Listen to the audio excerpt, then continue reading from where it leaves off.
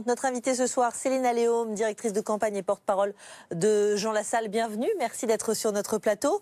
Le premier chapitre du programme de Jean Lassalle est intitulé « Libérons-nous de l'oppression financière ». Des mots très proches, et on en parlait ici même hier soir sur ce plateau, des mots très proches du slogan de Jacques Cheminade, « Libérons-nous de l'occupation financière ». Plusieurs candidats pour fond de la finance dans cette élection, Nathalie Arthaud, qui était il y a quelques instants sur France 2. En quoi vous différenciez-vous des autres?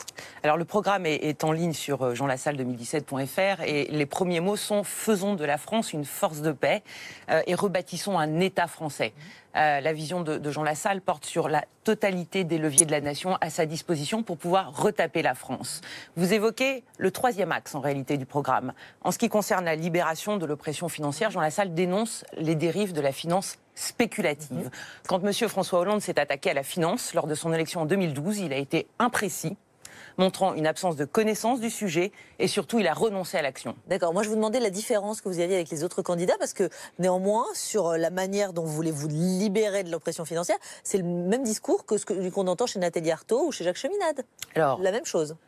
Pour tout vous dire, la libération de l'oppression financière, elle a des implications à court terme et à long terme. À très court terme, nous avons un programme avec 44 milliards d'euros de dépenses supplémentaires que nous souhaitons financer. Comment? Depuis 2008, nous observons que la rentabilité des banques est directement corrélée au financement de la dette française. En d'autres termes, les banques se sont enrichies par le taux d'intérêt sur les contribuables français. Nous voulons, dès la première année du mandat de Jean Lassalle, poser cette situation sur la table et aller à la renégociation avec les banques. Toute la dette est-elle due? Peut-on renégocier les taux d'intérêt dans le portefeuille de contrat de financement?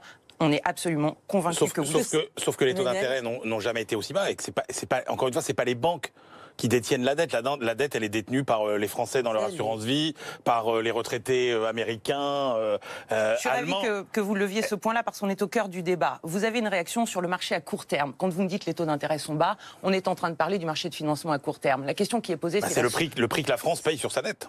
C'est la soutenabilité de la dette pour la France dans le long terme. Et donc, quand on regarde le portefeuille des contrats de financement sur les 20 dernières années, et quand on se projette en économie au-delà de simplement le court terme, c'est-à-dire dans les 5 prochaines années, je peux vous dire que les taux d'intérêt ne resteront pas bas. Il faut prendre en compte, vous le savez bien, l'évolution du marché des commodités, du pétrole notamment sur la scène internationale, également l'évolution de la démographie humaine.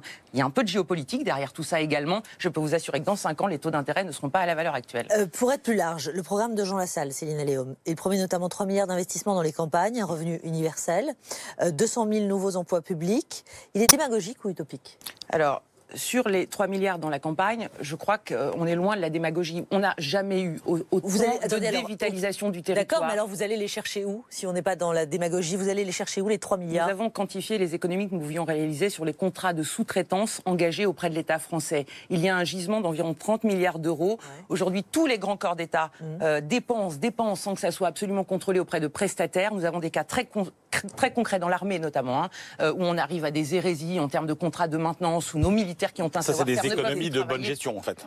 Oui, mais c'est 30 milliards d'euros. 30 milliards d'euros contre 3 milliards pour revitaliser plus de la moitié du territoire, qui est aujourd'hui en train de mourir la bouche ouverte sans qu'aucun média n'en parle. Excusez-moi, je crois que nous ne sommes pas dans la démagogie. 3 milliards pour faire quoi? Parce que ce qu'on voit aujourd'hui partout, dans tous les grands pays, c'est que vous avez une tendance à la métropolisation. C'est-à-dire que toute l'activité... Oui, mais la réalité, c'est ça. C'est que toute l'activité aujourd'hui, d'accord, mais la réalité, c'est qu'aujourd'hui, compte tenu de la nouvelle nature des activités économiques, toute l'activité s'organise autour des grandes métropoles. Donc la question, c'est revitaliser les campagnes.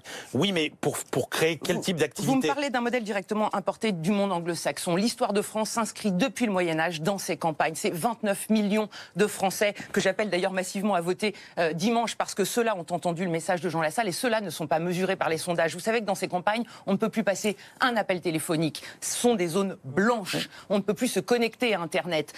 L'hôpital de proximité ferme. La commune est menacée directement par la loi Notré. Monsieur Hollande qui prétendait que son bilan était si positif, allons faire un tour sur pratiquement 60% du territoire français. Vous verrez si, à la fin de ce mandat-là, les Français vont mieux. Nous en doutons et même nous le dénonçons. Mais moi, ce que je ne comprends pas dans le programme de M. Jean Lassalle, c'est qu'il veut aussi rebâtir la France. C'est des termes quand même assez puissants.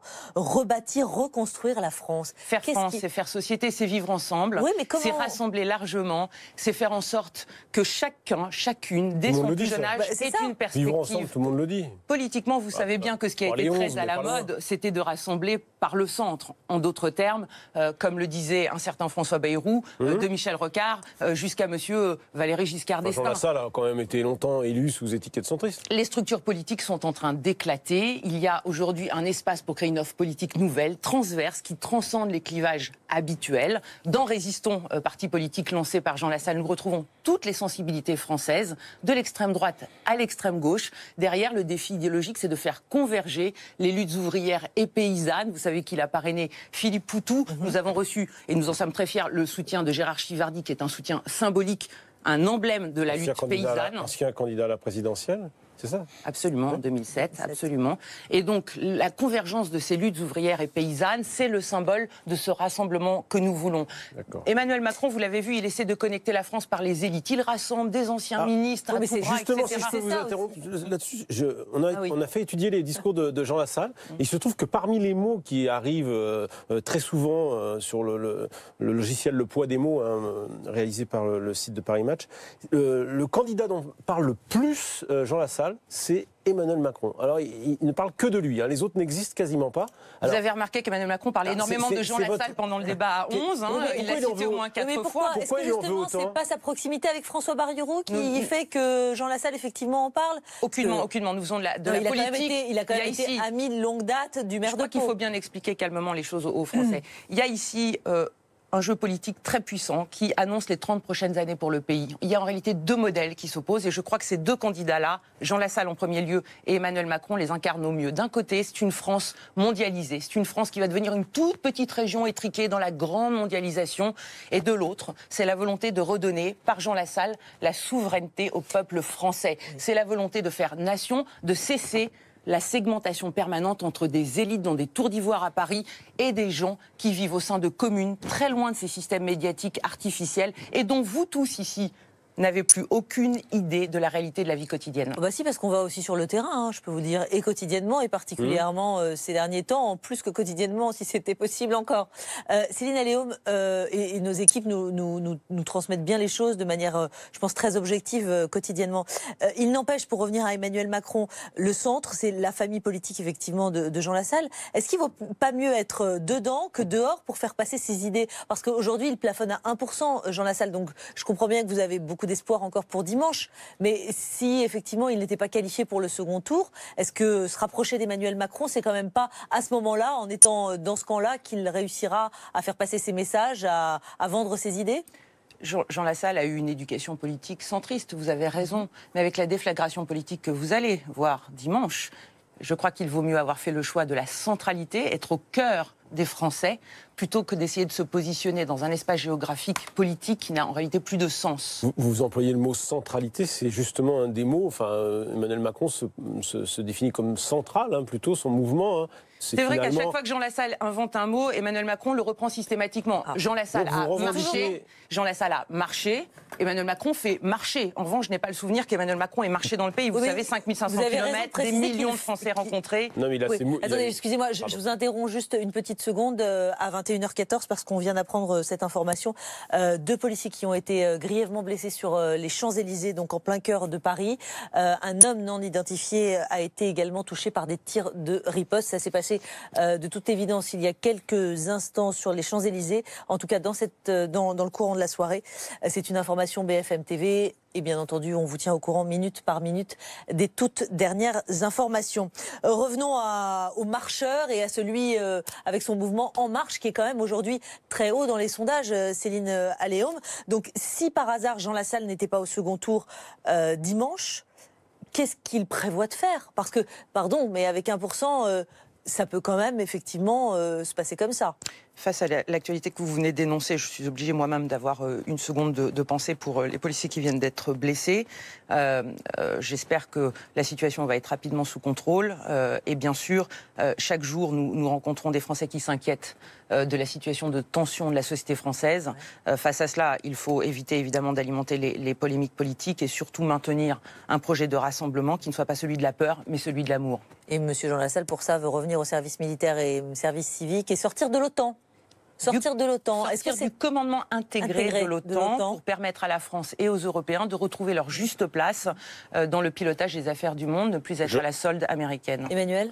Je ne comprends pas très bien, parce que vous nous avez dit, bon, dans la grande mondialisation, la France toute petite n'existera plus, mais je ne comprends pas en quoi une France repliée sur elle-même serait plus forte. C'est votre interprétation. Notre but, c'est de libérer les énergies. Notre but, quand on condamne la loi Notré, c'est de redonner une mission à la commune. C'est de permettre la réimplantation des jeunes familles d'agriculteurs qui veulent développer l'activité. C'est s'assurer que les services de proximité, la maîtrise territoriale, est à nouveau au centre du pilotage de l'État. Renonçons à abandonner nos territoires. La richesse de la France, et l'énergie des citoyens qui habitent au quotidien dans la proximité. Regardez les modèles italiens et allemands. La richesse économique, elle vient de ces très petites entreprises qui un jour deviennent des PME. Nous avons raté cette transformation de la France dans la mondialisation. Il est temps de libérer les énergies. Les Français ont un capital d'intelligence extraordinaire. Permettons-leur à nouveau de s'exprimer. Et c'est d'ailleurs ce modèle politique que nous avons développé avec Résistons. Si vous suivez l'actualité, nous avons depuis maintenant une semaine annoncer l'organisation de la campagne, ce qui est un prépositionnement pour la suite. Vous verrez une cinquantaine de personnalités à travers les territoires français que nous n'avons pas l'habitude de voir sur les plateaux télé, mais qui sont d'un niveau intellectuel, d'une exigence, d'une intégrité exceptionnelle. Et c'est ce mouvement-là que nous voulons accompagner. C'est un mouvement de cœur positif. On vous entend, Céline Alléaume, extrêmement convaincue, extrêmement impliquée depuis le début de cette campagne, évidemment. Il a dit, Jean Lassalle, sur les débats des dernières semaines, une campagne minable conduite par des nains politiques où l'on contraint les Français au vote utile. Des nains politiques. En quoi serait-il différent des autres candidats, Jean Lassalle? Plus vertueux, plus capable? Il a démontré dans son existence, à travers d'abord son mandat de maire d'une commune de 150 habitants et également ses 3 mandats de député, combiné un parcours de chef d'entreprise. C'est un des seuls qui a cumulé à la fois l'activité de chef d'entreprise, de berger plus jeune et également de député du peuple.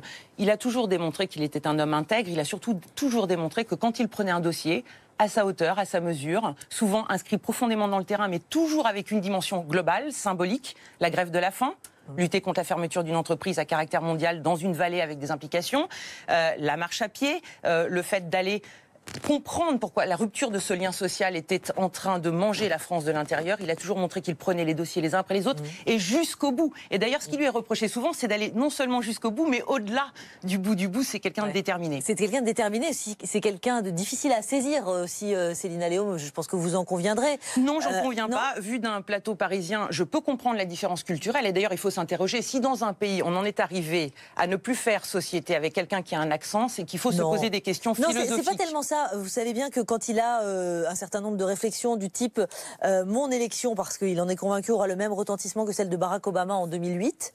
Là, il fait quoi? Il en fait trop ou il est sérieux? Comment il est très sérieux. C'est une façon pour Jean Lassalle d'inviter les esprits un peu étriqués, trop habitués à certains formats, à se projeter. Il faut qu'on retrouve cette capacité à se projeter dans la totalité que nous sommes. Alors là, c'est dans la capacité à se projeter. En revanche, quand il dit... quand il répond à cette question, quel est votre cochon préféré, qu'il répond c'est une petite cochonne, c'est mon épouse. Vous imaginez que ça sème un peu le trouble quand même dans les esprits, en tout cas ça fait sourire tout au moins. Moi ça me fait sourire, évidemment c'est un homme qui a un humour absolument ravageur, c'est un humour aussi qui s'inscrit dans une tradition culturelle du Languedoc, des Languedoc, un humour grivois un peu, mais sympathique et surtout extrêmement respectueux, bienveillant. Sympathique, mais vous avez raison, c'est effectivement je pense sans doute ce que beaucoup de Français ont retenu ou même ont découvert